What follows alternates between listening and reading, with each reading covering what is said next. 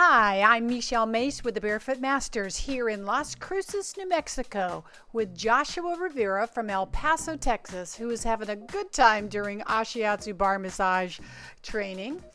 I get asked if male therapists do Ashiatsu.